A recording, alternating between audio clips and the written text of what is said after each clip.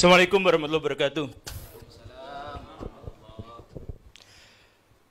Diskusi kita seperti yang tadi saya sampaikan di belakang, bahwa kita tidak mungkin berdiskusi secara kekeluargaan. Di sini laki-laki semua, nggak ada anak-anaknya, ya nggak disebut kekeluargaan.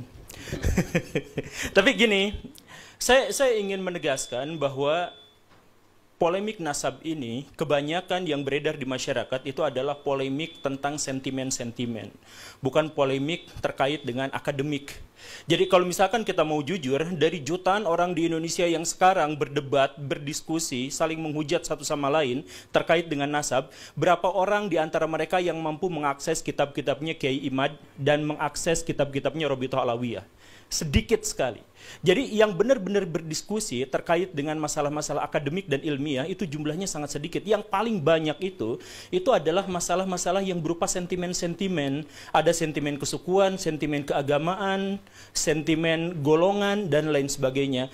Dan ini saya mohon maaf kepada pihak Robitoh Alawiyah ketika kemarin-kemarin bikin narasi, atau beberapa di antara pihak dari Robitoh Alawiyah atau kalangan Habib itu mengeluarkan sebuah narasi bahwa ini adu domba, bahwa sentimen-sentimen ini adalah ada pihak tertentu yang melakukan adu domba dan sebagainya. Ya tentu saja ada di antara mereka mungkin yang memanfaatkan situasi, tetapi masalah yang paling utamanya itu adalah ayo kita introspeksi sama-sama bahwa polemik ini tidak dimulai dari Kiai Imad.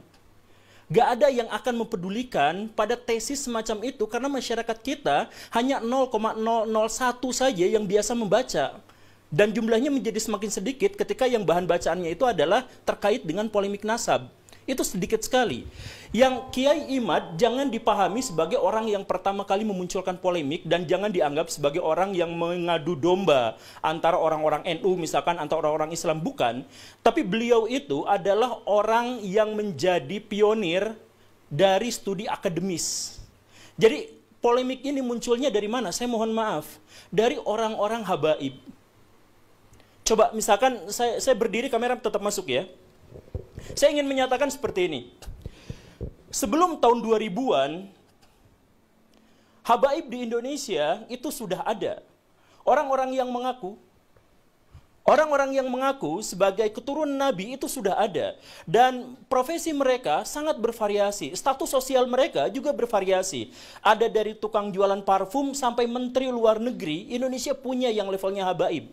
Dan tidak ada kerusuhan, tidak ada polemik di antara itu semua. Yang tiba-tiba muncul adalah, saya mohon maaf ya, di awal reformasi muncul Pak Habib Rizik dengan FPI-nya.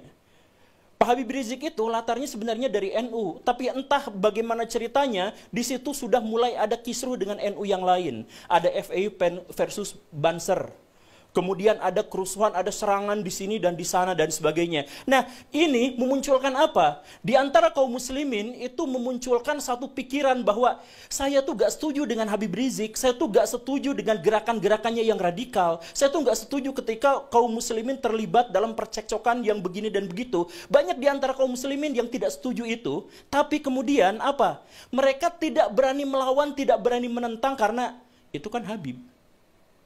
Ini kan keturunan Nabi. Jadi pada waktu itu ada dilema, ada polemik sebelum polemik itu menyeruak ke media, polemik di dalam hati kaum muslimin bahwa kami sebenarnya ingin menentang, ingin mengkoreksi pernyataan-pernyataan dari Pak Habib Rizik.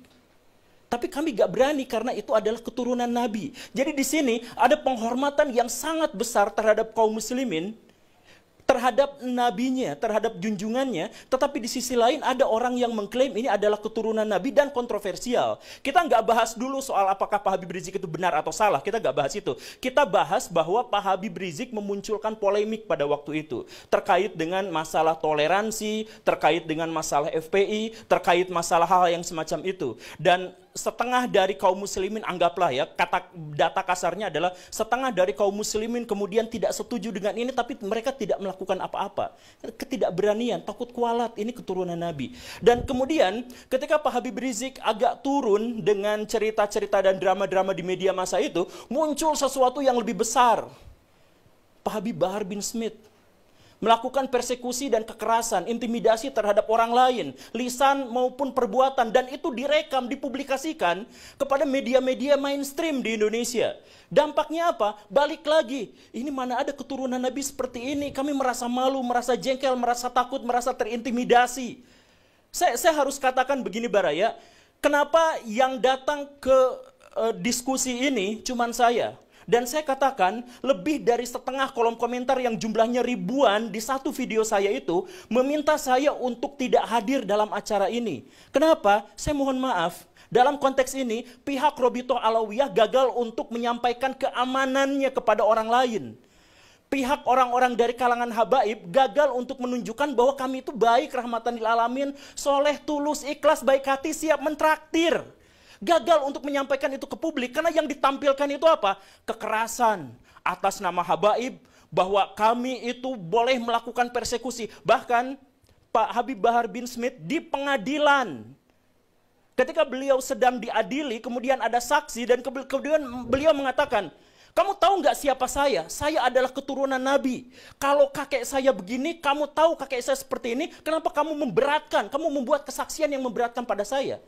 Itu kan sebenarnya menyakiti kaum muslimin. Karena ada orang yang melakukan kekerasan atas nama Nabi, diadili tapi minta privilege. Siapa yang melakukan itu? Golongan habaib. Kalau misalkan kemudian tiba-tiba muncul bahwa kami sekarang sedang diadu domba antara kelompok ini dengan kelompok itu, bukan. Mungkin ada adu domba tapi itu belakangan. Munculnya itu dari mana? Dari keresahan kaum muslimin karena melihat di satu sisi kami mencintai, demi Allah kami mencintai Nabi.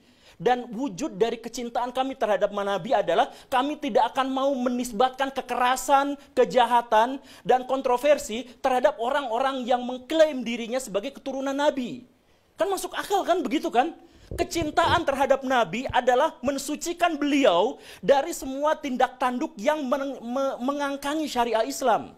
Nah, jadi permusuhannya sekali lagi ya, kita nggak bahas soal apakah Pak Habib Rizik itu benar atau salah, kita nggak bahas soal Pak Habib Bahar itu benar atau salah, kita nggak bahas itu. Kita membahas rasa takut dari kaum muslimin, rasa resah, rasa merasa terintimidasi. Karena di satu sisi, kaum muslimin sangat mencintai Nabi, tetapi di sisi lain ada keresahan bahwa Nabi dikaitkan dengan tindakan-tindakan atau simbol-simbol dari kekerasan.